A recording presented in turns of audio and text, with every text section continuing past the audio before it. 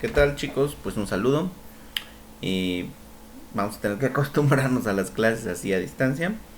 Yo sé que no es lo mismo, tiene su reto para ustedes y para mí. No puede uno tener ese contacto visual con ustedes, que en mi caso es muy importante. Entonces, pues las sesiones forzosamente tendrán que ser más cortas. Trataremos de que no sea para ustedes pesado. Y junto con las sesiones voy a estar compartiendo con ustedes archivos en los cuales van a venir como los aspectos más importantes de cada tema, los que pueden venir en el examen, porque tenemos que seguir con el curso, lo vamos a hacer así como les comuniqué, de manera que traten de darle seguimiento, es responsabilidad de ustedes estar a la hora correcta del horario que tenemos, atentos a la clase, tomar nota, porque las ligas solo se las voy a dejar en Blackboard un rato, el que dura la clase, después ya no van a estar, están advertidos. Bien, el tema de hoy, después de lo que vimos la última clase, que fue el final de la guerra de independencia, el tema de hoy tiene que ver ya con los primeros conflictos que enfrenta el México independiente. Les recalco lo que vimos la vez pasada, los problemas o más bien el precio que pagó México por su independencia. Un precio caro, que fue la división política, y que hasta el día de hoy continúa. Una división que no existió en el virreinato. En el virreinato todos eran virreinales, no había partidos enfrentados, no había digamos, la lucha antipatriota por el poder que se ha dado en el México moderno y que data de hace mucho tiempo. Entonces vamos a repasar un poquito eso. Vean, una vez México independiente ya vieron ustedes que su primer gobierno fue una monarquía, el imperio con Agustín de Iturbide. Pero los insurgentes, los antiguos insurgentes, compañeros de Iturbide, descontentos, lo derrocan. México entonces se transforma de una monarquía a una república federal, con un presidente, con un congreso, y comienza una serie de gobiernos inestables. Acuérdense, por ejemplo, de Vicente Guerrero, el compañero de Iturbide, el que cabalgó junto a Iturbide ese 27 de septiembre de 1821 a la cabeza del ejército trigarante. Por supuesto, después de Guadalupe Victoria y otros presidentes, Vicente Guerrero llegó también a la presidencia. Y tal vez no sepan ustedes cómo acabó Vicente Guerrero.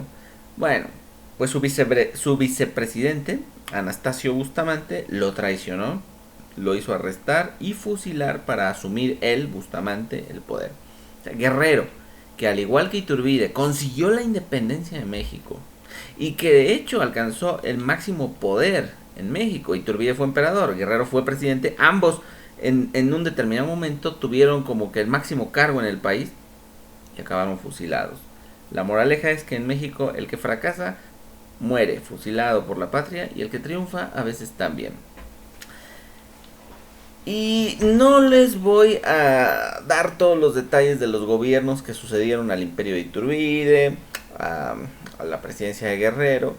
Vamos a enfocarnos en el primer gran reto que va a enfrentar el México independiente. México va a empezar a ver por primera vez hacia el norte. Durante el virreinato, Estados Unidos no existía, acuérdense, eran las 13 colonias inglesas, dirigidas desde Inglaterra, desde Londres. No se veía ver en ellas como venir un gran poder. Ocurrió su guerra de independencia y les recuerdo que allí, en el caso de Estados Unidos, sí consiguieron los líderes de la independencia disfrutar del fruto de su trabajo. Los padres de Estados Unidos, fundamentalmente cuatro, tenemos a George Washington, a Thomas Jefferson, a John Adams y a Benjamin Franklin. Y tres de ellos, Washington, Adams y Jefferson, fueron presidentes de Estados Unidos. Es decir, ellos pudieron gobernar el país que forjaron, el país que crearon, la nación que crearon, la nación a la que dieron independencia. México no, ¿eh? Los llamados padres de la patria, en ocasiones, y les mencioné concretamente el caso de Hidalgo y Morelos, ellos no consiguieron la independencia. En Estados Unidos sí, ahí veneran a los que lo consiguieron. En México, por desgracia, veneramos a los que fracasaron. En fin, el gran reto vino desde Texas. Texas, uno de los estados más grandes de Estados Unidos, no era un territorio muy poblado durante el virreinato. De hecho, no era un territorio con muchos recursos. No era un territorio importante para el virreinato de Nueva España. Era un territorio un poco perdido. Sin embargo, se fue poblando poco a poco de estadounidenses. Cuando Estados Unidos se independizó, empezó a mirar a su alrededor para expandirse. Estados Unidos comenzó una política expansionista. Se apoderó de la Florida, que era de España, le compró la Luisiana a Francia y empezó a extenderse hacia el sur.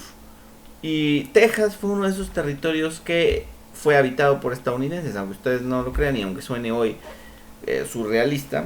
Hubo una época en que los que migraban eran los estadounidenses hacia territorio mexicano. Texas era territorio mexicano, igual que había sido antes territorio novohispano. Y pronto Texas empezó a poblar de ciudadanos estadounidenses, de migrantes estadounidenses, que no eran españoles. A ver, no hablaban español, no eran católicos, la mayoría eran protestantes, tenían otra cultura, ellos eran estadounidenses, una cultura anglosajona, y de repente tienen que vivir bajo reglas latinas, reglas mexicanas, leyes mexicanas, una de las cuales, de hecho es la más importante, era la ley que prohibía la esclavitud. Resulta que, como les platiqué, en Estados Unidos todavía existía la esclavitud. Iba a existir unas décadas más. En Texas estaba prohibida la esclavitud por las leyes mexicanas y los hacendados tejanos no querían eso.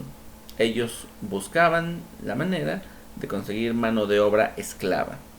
Que por obvias razones la mano de obra esclava resulta barata. No le pagas al trabajador, es esclavo, no tiene derechos. No le pagas seguro, no le das vales de despensa, no tiene ningún derecho. Dale de comer, manténlo vivo y que trabaje para ti gratis. Ese es el concepto de esclavitud y eso es lo que prohibían las leyes mexicanas. Los tejanos va subiendo su descontento, empiezan a organizarse y en 1836 empieza la gran rebelión tejana contra el gobierno de México. Es lo que en nuestra historia se conoce como la Guerra de Texas. El deseo de los tejanos de independizarse de México y crear un nuevo territorio, lo que van a llamar después la República de Texas. Eso es lo que pasó. Cuando esto sucede, el presidente de México, y esto es un detalle importante, anótenlo porque aquí nos topamos con un personaje importante en nuestra historia, Antonio López de Santana. Santana, un personaje controvertido, muy polémico, medio bipolar, porque a veces era un héroe, a veces era un cobarde, a veces era un líder que inspiraba y otras veces era un traidor que provocaba náuseas. Es un personaje de los más interesantes de la historia de México, tomado muchas veces como traidor y a veces sí tuvo actitudes traidoras, antipatriotas, y otras veces, es cierto, luchó por México y derramó su sangre por México.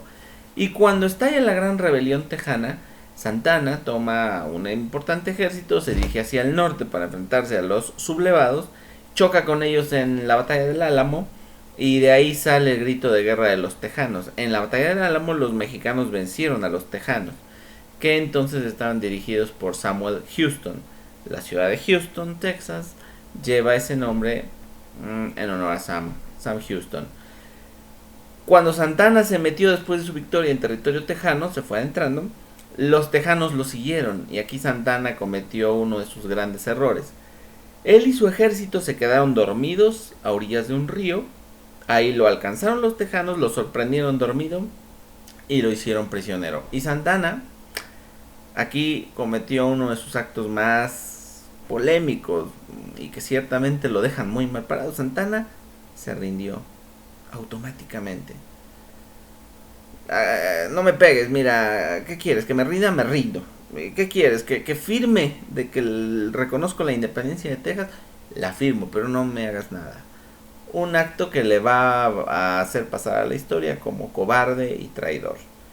Obviamente, los tejanos aceptaron que Santana firmara la independencia de Texas. Santana la firmó no estando facultado para ello, o sea, El presidente no tiene poder para firmar la independencia de un estado. Eso se necesita que lo autorice todo el Congreso. El problema es que México entonces no tenía tropas para oponerse usando la fuerza a la separación de Texas. Santa Anna se quedó en el destierro. Texas proclamó su independencia, proclamó la República de Texas. Y unos años después, Texas se incorporó a la Unión Norteamericana como un estado más. Pasó a formar parte de Estados Unidos. Entonces, recuerden esto. Texas fue el primer territorio que perdió el México independiente.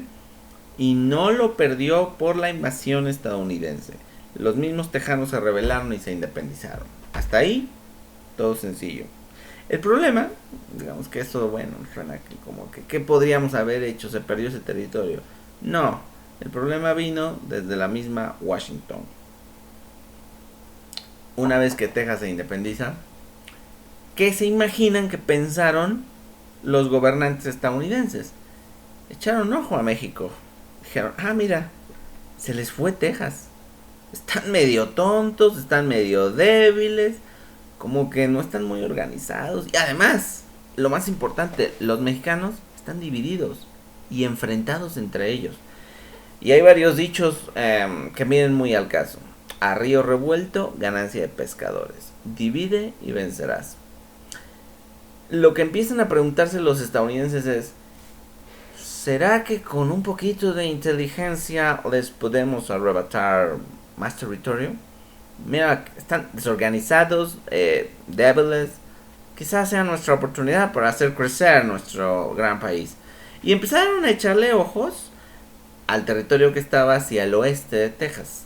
Nuevo México, Arizona, California, todos esos territorios que están al norte de nuestro país. Y que entonces eran parte de nuestro país, ¿sale? Bueno, los mexicanos no escarmentaron con la pérdida de Texas. Eso debió haber sido un llamado de atención muy importante para ellos. A ver, si no queremos que nos pase algo así, tenemos que tener mucho cuidado. Unión, organización, nada de estarnos peleando entre nosotros a lo tonto, mientras el país del norte está bien organizado, bien decidido, con un ejército fuerte y que en cualquier momento nos puede atacar. Pero bueno, después de varios años de tensión creciente, se dio lo que ustedes ya saben. La gran ofensiva de Estados Unidos. El presidente James Polk decidió declarar que iba a considerar territorio estadounidense todo lo que existía al norte del Río Grande, el Río Bravo. Esa la determinó él como la frontera definitiva.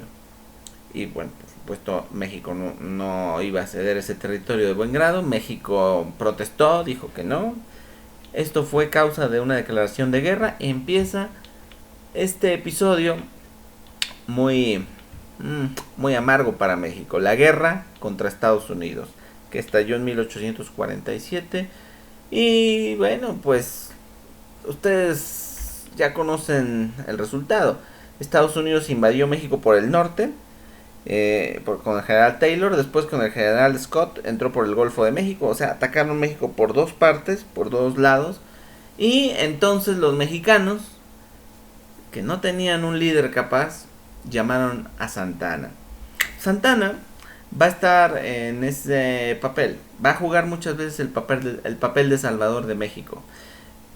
Supongo que tenía carisma, que caía bien, que era una persona de buen hablar, simpático, movido.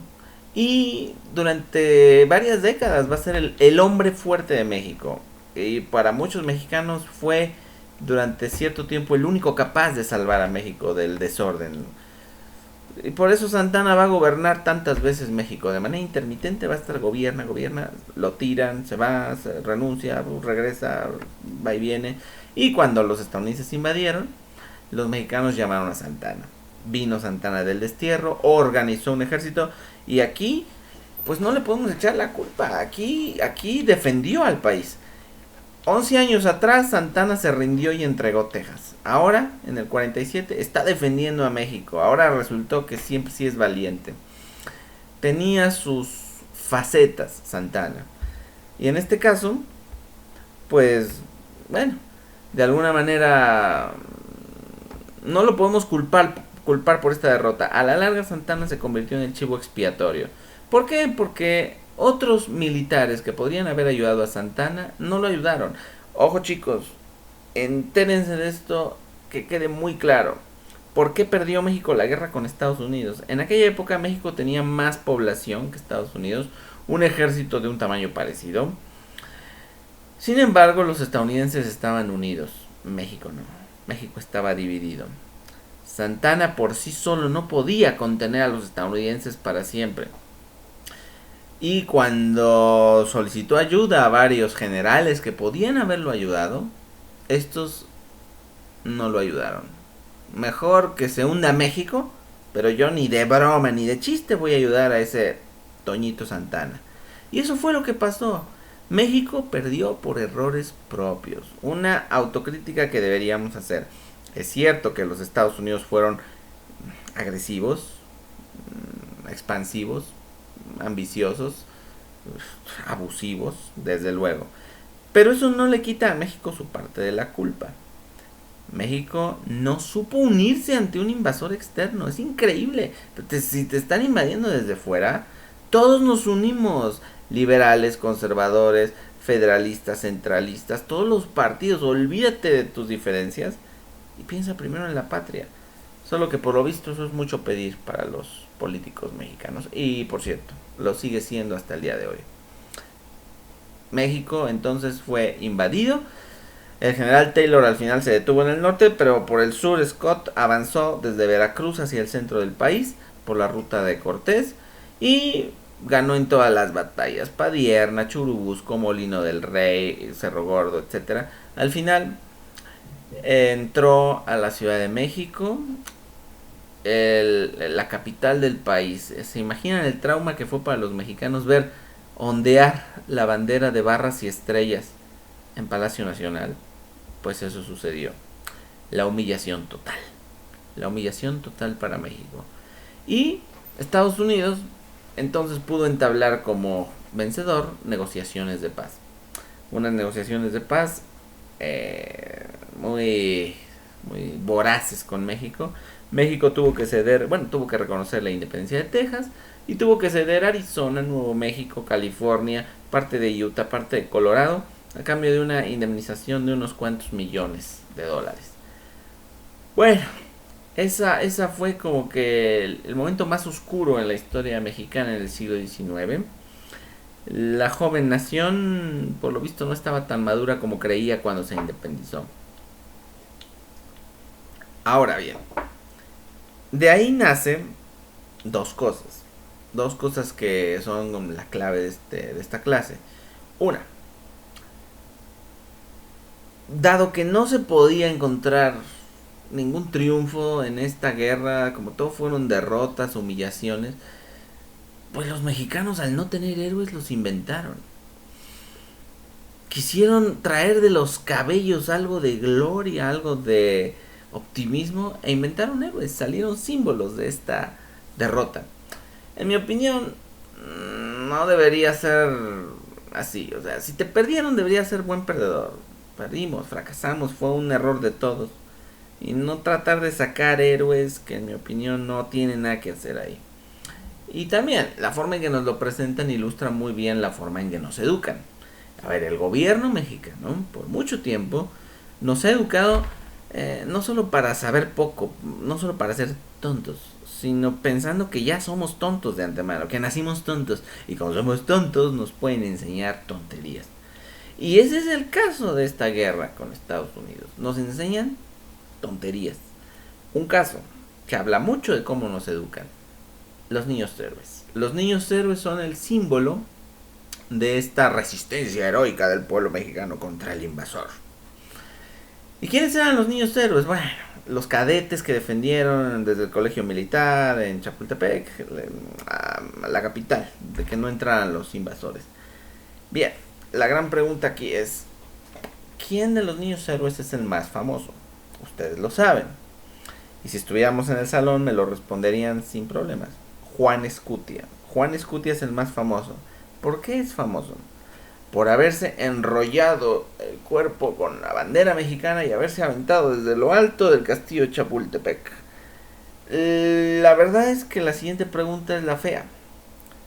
Según nos enseñan en la escuela, a ustedes y a mí, ¿cuál fue el objetivo de Juan Escutia al aventarse con la bandera? O sea, ¿para qué lo hizo? La respuesta que nos dan es que lo hizo porque no quería que los invasores se apoderaran de la bandera. O sea, lo hizo para evitar que los estadounidenses la tomaran.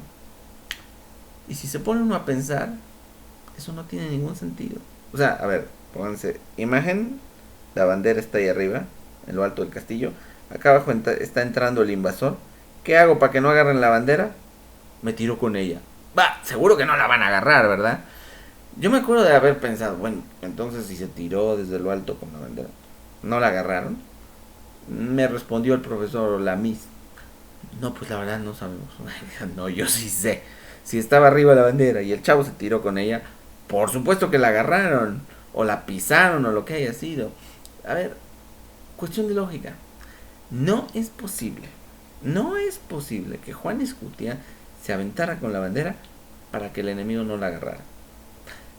Estoy dispuesto a creer que se tropezó, que se resbaló, que se mareó por la altura, o que mientras estaba allá arriba le dispararon y lo tumbaron. Pero no pudo ser, por lógica, por sentido común, por pura inteligencia, que se aventara para que no la agarraran. Entonces, ¿por qué nos enseñan eso? Bueno, pues porque la imagen de Juan Escutia aventándose con la bandera es una imagen de civismo, ¿sí? De lo que debe uno estar dispuesto a hacer por la patria. Debes estar dispuesto a sacrificarte con todo y bandera en caso de invasión. Y de ahí salen los niños héroes. Y este es nuestro símbolo. O sea, como no tenemos héroes, vamos a tener que inventarlos. Porque esto fue una derrota. Yo podría decir fue una derrota. Bien, el segundo elemento, porque les dije que había dos. Vamos con el segundo. El primero, se crean héroes que no son tales o cuyo carácter heroico es discutible. Pero el segundo punto. A partir de entonces y de esta derrota es que se crea en México, pasa a formar parte de nuestra identidad mexicana, ese antiyanquismo, no odio a Estados Unidos, una especie de desconfianza hacia Estados Unidos. Odio no, cuidado. A Estados Unidos lo odian Irán, Corea del Norte. Nosotros no, nosotros simplemente vemos con desconfianza a Estados Unidos. No les creemos mucho de lo que nos dicen. Estamos dispuestos a pensar que quieren agredirnos. Por eso se nos sale del alma el corazoncito mexicano cuando Donald Trump habla de construir un muro. Que ni se le ocurra. Y nos ofendería mortalmente que lo construyera él pagándolo él o nosotros pagándolo obligados por él. O sea, vemos este problema con Estados Unidos. Ahora bien, el problema con el antiyanquismo es que es un sentimiento negativo. Yo creo que deberíamos pasar página. Como dije, ser buenos perdedores. Ese territorio no lo vamos a recuperar nunca. Creo que deberíamos hacer borrón y cuenta nueva en ese sentido. A ver, perdimos. ¿Qué podemos hacer? Aprender.